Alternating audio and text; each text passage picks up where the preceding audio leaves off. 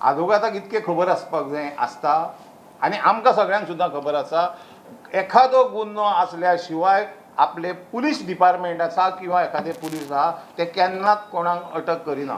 भारतीय जनता पक्ष इतको लाचार जावंक ना आनी इतको बारीक जावंक ना. अमित पालेकरान जो स्टेटमेंट जो केल्लो आसा तो साप चुकीचो आसा आनी आज ह्या पत्रकार परिशदेच्या माध्यमातून हांव ॲडवोकेट अमित पालेकराक सांगूंक सोदतां, भारतीय जनता पार्टीन जशें बाब दिलीप पर्रीकारान म्हटलें की कोणाकय धमकोवन जबरदस्ती भारतीय जनता पक्षान हाडून प्रवेश दिवंक ना.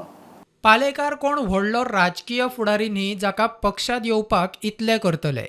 ताका पक्षात येवपाक कोणेच ऑफर दिली ना म्हूण भाजप प्रदेश अध्यक्ष राज्यसभा खासदार सदानंद शेट तानावडे उलयलो.